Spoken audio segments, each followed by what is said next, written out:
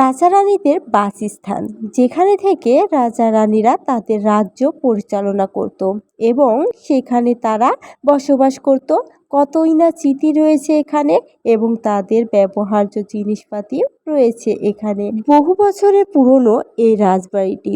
Hello everyone, আসসালামু আলাইকুম। This is me Sumana from my page Shimul Sumana. আগের ভিডিওতে বলেছিলাম আমরা নাটোরে ঘুরতে যাইতেছি। নাটোরে ঘুরতে যাওয়ার পরে আমরা গিয়েছিলাম রাজবাড়িতে। এটা হচ্ছে পুঠিয়ার রাজবাড়ি। রাজা রানীদের কতই না স্মৃতি রয়েছে এখানে। দেখো কত পুরনো বিল্ডিং, আর এই বিল্ডিংগুলো কত যত্নে রাখা হয়েছে এখনো। সাধারণ মানুষের বাড়িঘর হইলে হয়তো এত বছরে এই বিল্ডিংগুলো ভেঙে চুরে চুরমার হয়ে যাইত, কিন্তু রাজা রানীদের বলে এটি ঐতিহ্য করে রেখে দেওয়া হয়েছে। আমরা অনেক জায়গাতেই ঘুরেছি, এই রাজবাড়ির অনেক স্থান রয়েছে অনেক সুন্দর সুন্দর। আমার কাছে সবচাইতে ইউনিক লেগেছে কোনটা জানো? রাজা রানীদের সিন্দুক। মাশাআল্লাহ, সেটা দেখতে কিন্তু অনেকটা সুন্দর ছিল, বাট আনফরচুনেটলি সেটা ভিডিও করা সম্ভব হয়নি, কারণ সেখানে ভিডিও করা এলাও নয়। এখানে কিন্তু অনেক রকমের ফুলের গাছ ছিল। আরেকটা জিনিস খুব ভালো লেগেছে আমাদের, কোনটা জানো?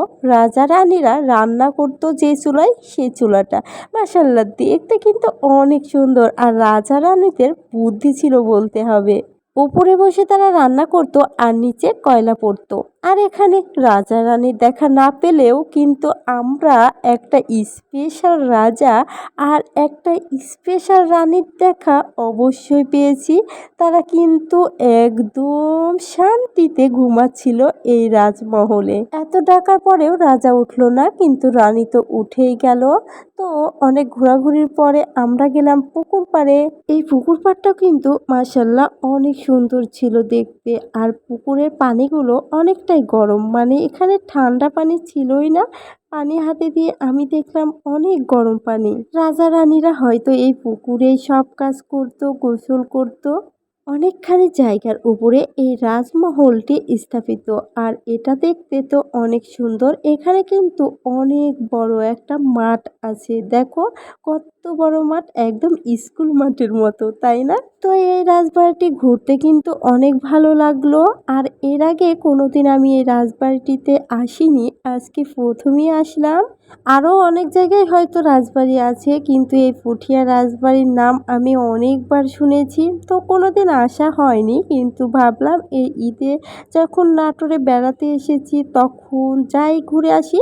তো রাজবাড়িটি ঘোরা শেষে আমরা গেলাম মেলাতে। এটা কিন্তু রাজবাড়ির পাশেই মেলাটি হচ্ছিল, আর এখানে অনেক মানুষের আনাগোনা। তো এখানে কিন্তু অনেক রকমের দোকান ছিল, আর এখানে ঘোরাফেরা করে আমরা বাড়ির উদ্দেশ্যে রওনা দিলাম। আমাদের বাড়িতে যেতে কিন্তু রাত লেগে গিয়েছিল।